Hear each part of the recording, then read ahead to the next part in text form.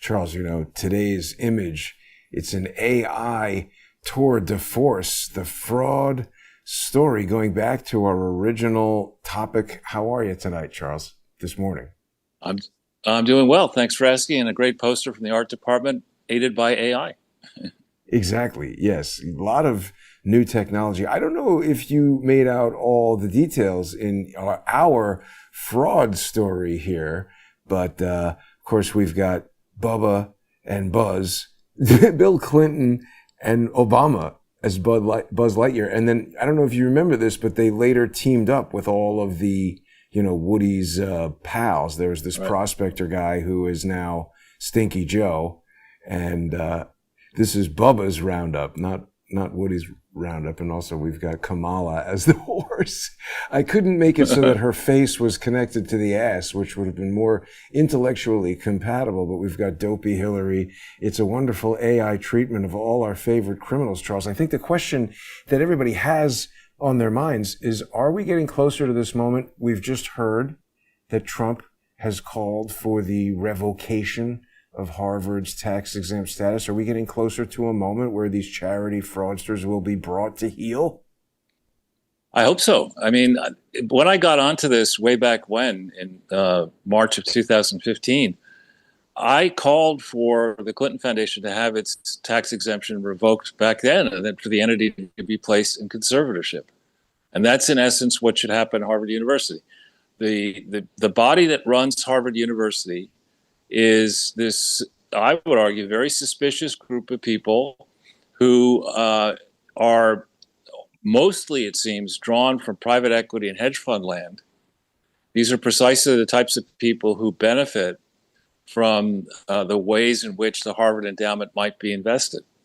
And I think the institution, and my primary loyalty education-wise is to Yale, not Harvard, my undergraduate school, but when I went to Harvard from September 1978 to June of 1980, it was a different place. I mean, it was a place that, yes, it had a big endowment, but it had across the various academic disciplines, it had standout professors and a relatively small contingent of administrators.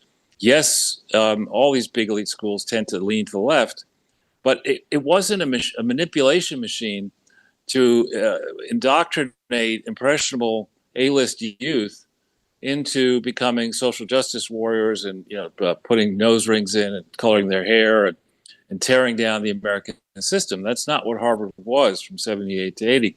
But somewhere along the line, through a confluence of various factors, these elite institutions with global names quickly realized after 88, when the Berlin Wall fell, and after when as the Soviet Union imploded, that there was a large international market for their degree programs, and that actually demand for those scarce seats, the supply of scarce seats didn't change that much, but demand, creating conditions to push up the push up the salaries and benefits and opportunities for the many people who swarmed into Harvard land. And I think long ago, this place lost its mission. I was speaking with some friends yesterday who pointed out that in Russia, apparently with a population less than half the size of the United States, Russia produces many more skilled engineers and scientists each year than America does. So our education system, ever since Jimmy Carter created the Department of Education, I think in 79, back then the U.S. had the #1 education system in the world. Now it doesn't. It clearly doesn't. But it does have the most expensive one. And so I think it is absolutely fit and proper that Donald Trump and his team, having negotiated, I guess, with Harvard, has reached the conclusion that Harvard doesn't really deserve its tax-exempt status. And I would point out, there's a distinction that I only learned of several years ago between a private foundation and a public charity. I believe Harvard is a public charity. And a public charity must have a board of governors that is broadly representative, board of trustees or directors, broadly representative of the public at large. Public charities cannot engage in partisan political activities, either promoting a candidate or opposing a candidate, promoting a cause or opposing a cause. They just can't do it.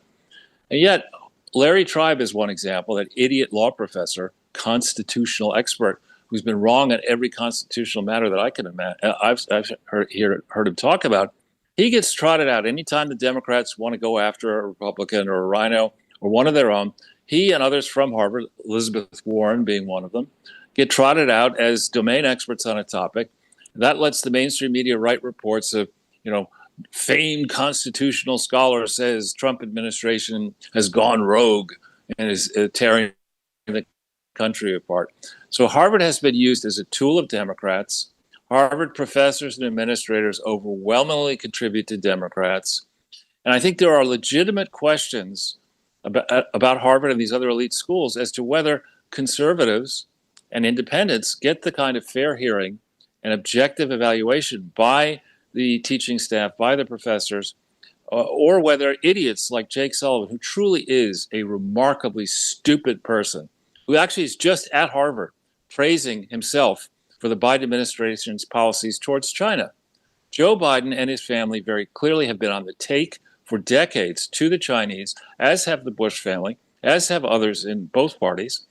And China has eaten our lunch for breakfast, metaphorically speaking, in part because conflicted idiots like Biden and George W. and George H.W. Bush and Clinton and others have been in the thrall, I would argue, of the CCP through cutouts.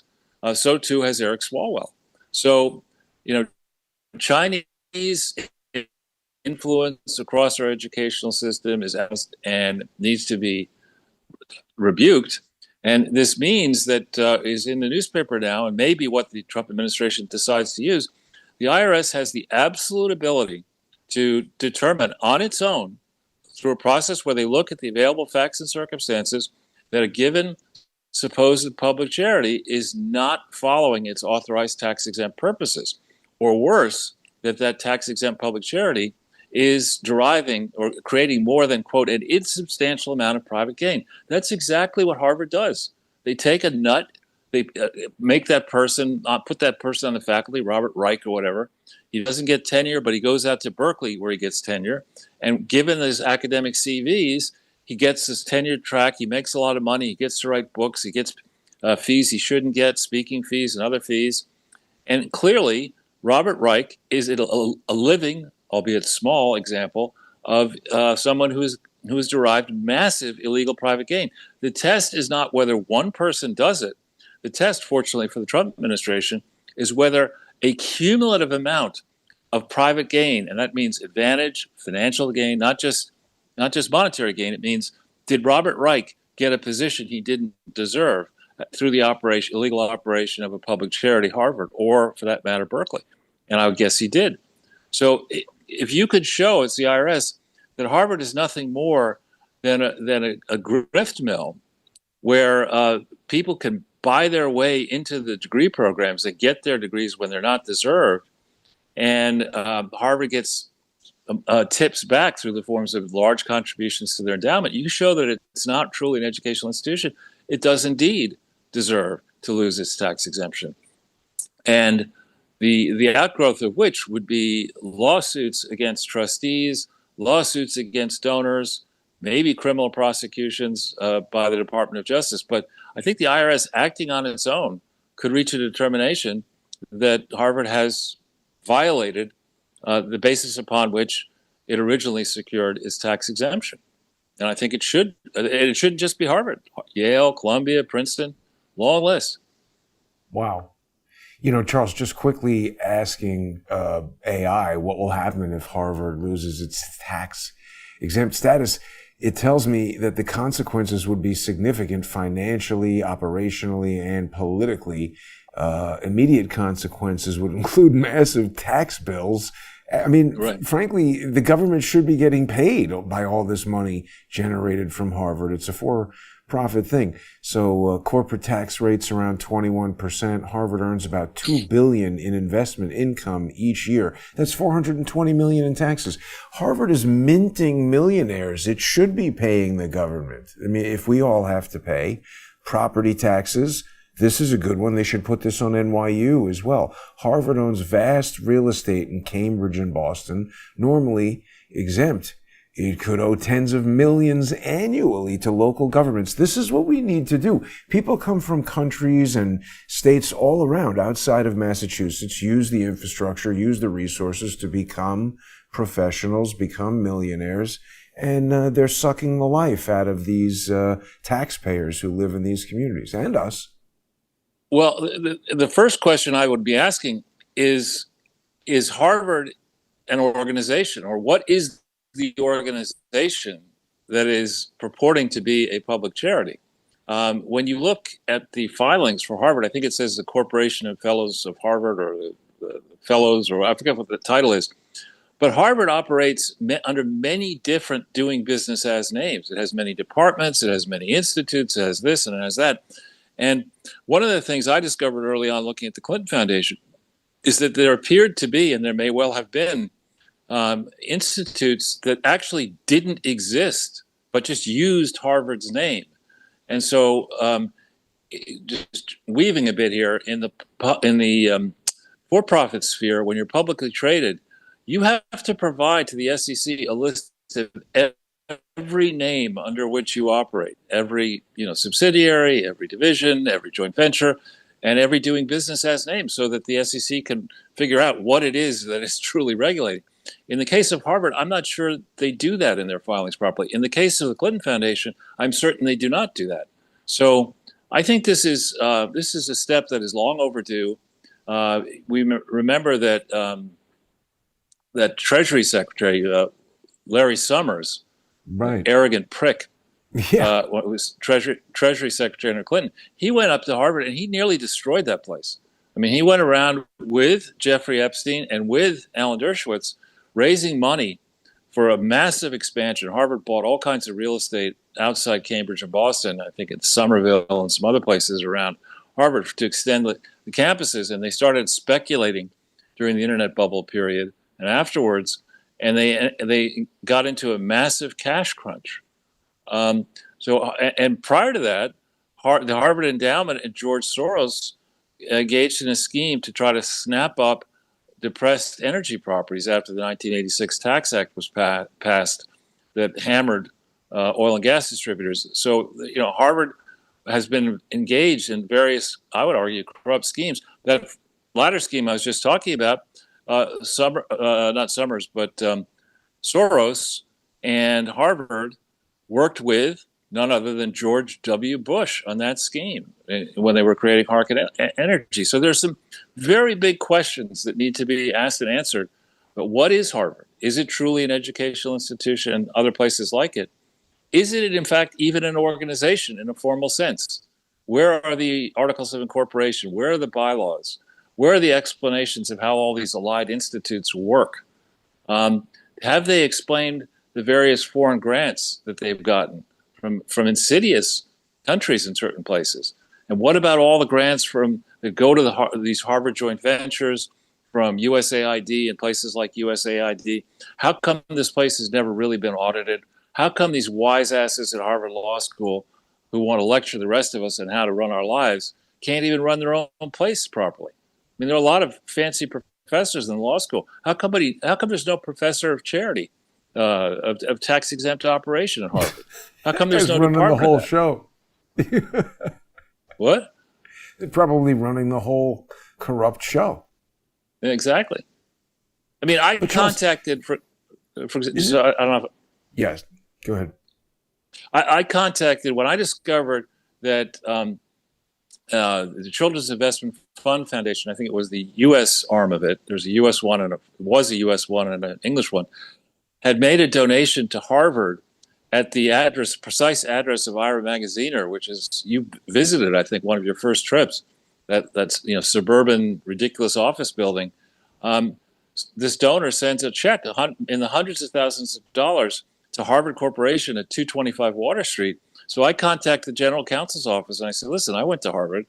I'm pretty sure there is no development office at 225 Water Street, whatever that town is, which is not Cambridge or Boston.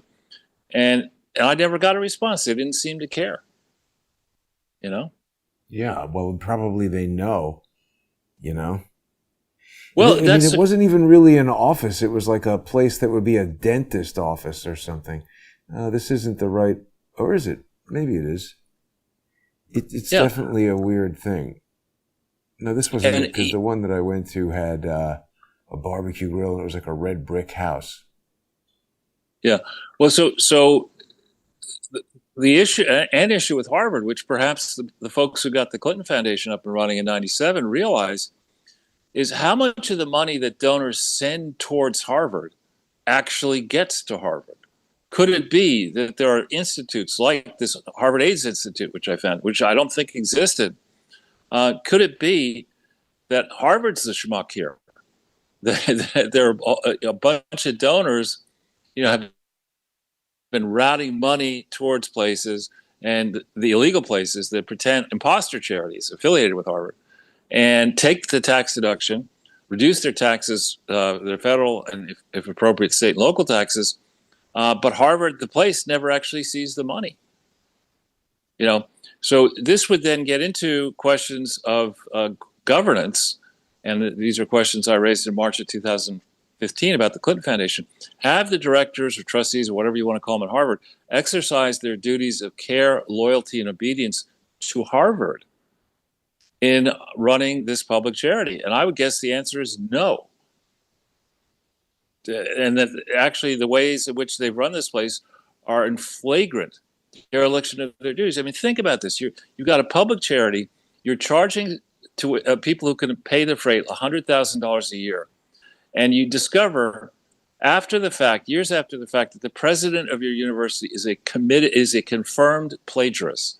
But because she's black and a woman, what you decide to do, rather than expunging her for the records of Harvard, just canceling her, saying, listen, you lost your undergraduate degree, you lost your graduate degree, your academic papers are rubbish, we're going to sue you for your pay and your benefits. Instead of doing that, they say, well, because of her scholarship, and her importance, we're going to keep her on pay at close to $1 million a year. And it's absolutely ridiculous. It's the kind of thing that if you were doing that in your family and you had a child behave as badly as Claudine Gay behaved, and you reached the decision, well, she's made an important contribution to the family, we'll keep her on pay. The rest of the family would say, have you lost your fucking mind? You cannot do this. And yet Harvard did it. And Harvard, unlike Yale, has a pretty good outreach program to alumni. So they send these lengthy letters explaining what they're going to do, and email letters. And I got one from Garber, the president. And I started to read it. And I said, listen, you're a turd. You're a shit turd. I mean, how can you sit here and think that it makes any sense to say you're more important than the federal government, which happens to be your most important donor, directly through the grants and other ways, but indirectly through having these student loan programs that without which your students, many of them, wouldn't go to Harvard. I mean, it's just, these people are pompous fools who deserve to be humiliated and sued, I might add. It's quite amazing, Charles, that there is $2.2 billion going from the U.S. government to Harvard in the first place. It already has $50 billion. Why not just, definitely cancel this, even if they didn't do anything wrong? Why the hell is the government? And then they'll say, oh, because they're doing research. Okay, fine. But then that becomes medical treatments and pharmaceutical drugs that you also have to pay for. So the government shouldn't be funding any of this. Well, what Bob Bishop, our friend Bob Bishop, points out, and others have pointed out, I think Eric Trump pointed out, that's not actually the case. So what happens is when you get together, let's say, and you invent a new drug, you have to spend a lot of money getting it approved or whatever, and protecting your intellectual property relative to that drug. When an educational institution does it, it's not the same deal. It's far easier for them to retain their rights to intellectual property. It's far less expensive. They can use Harvard Law School people, on all their paperwork if they need to. So the not-for-profit world, back in the 80s when I was doing takeover work on Wall Street, and there were all those bad actors, Ivan Boesky and the other people who were insider trading, Dennis Levine, the presumption in media land was that the for-profit world was where the criminals operated.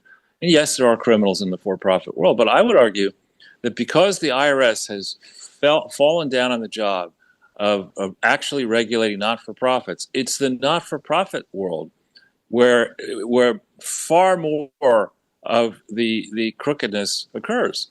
Elon Musk has pointed out that George Soros gave a relatively small amount of his own money to the Open Society foundations. And having done that, USAID and other governments started contributing large sums of money to his foundations, the disposition of which we really don't know at this point because the audits aren't good enough and the reporting isn't good enough. So this not-for-profit sphere, I think the presumption should be any not-for-profit with revenues in excess of $10 million that operates outside programs, outside of its headquarters city, goes on the griddle. I mean, and we'll just start with the biggest ones and work our way down to the smallest ones and make examples of the worst offenders. Not simply because you and I have done I don't know how many shows about the Clinton Foundation, but if the IRS can revoke the tax-exempt status of Harvard, it certainly should do so for the Clinton Foundation, and that I would guess is the root allegation and suggestion that Larry Doyle and John Moynihan put to the IRS 5+ years ago. Right? I mean, it should be very bad news for the IRS that they have been resisting efforts to discipline the Clinton Foundation for 5+ years. Why would you do that? There cannot be a good reason why. It's not like the Clinton Foundation is unbelievably virtuous. They raised money for a fucking library in Little Rock, and they never prepared an audit for any of the period when they were raising that money from October 23rd, 1997 through the opening of the library, official opening on November 18th, 2004. There's not a single audit attempt in complying with GAAP that they ever did to explain how much money was raised. And you and I have demonstrated conclusively, Bob Bishop has helped on that, and Fabian Chalendon and others, that about 40% of the money that was in the balance sheet of the Clinton Foundation was stolen by November 18th, 2004. Approximately 40%. There were bank loans outstanding that shouldn't have been outstanding, that were raised fraudulently. There's no proper reporting. They've never used their legal name in any of their filings. Most of their filings are bullshit. The Department of Justice and IRS investigated the Clinton Foundation at least twice, from 2001 to 2005, from 2016 afterwards, and never found any of this obvious fraud. Mueller looked at it. Comey looked at it. Wouldn't be surprised. Andy McCarthy may have looked at it and missed all this obvious fraud. So if you can go after Harvard, you can certainly go after the Clinton Foundation. And you shouldn't just stop with them. You should go after the Barack Obama Foundation, the George Bush, H.W. and W. Bush foundations. Every Gates. Foundation, Bill any Gates. foundation that is affiliated with a dynastic political family is inherently suspicious.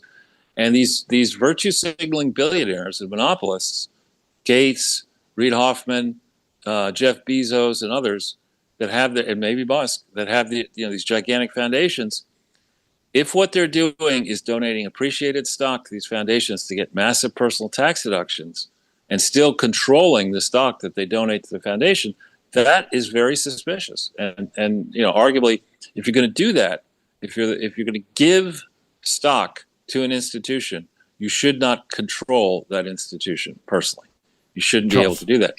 What about Jeff Bezos' girl-on-girl space mission? I thought it was going to blow up. He was like maybe wanting to save money on the prenup. I wouldn't want to ride in a rocket with the guy's wife.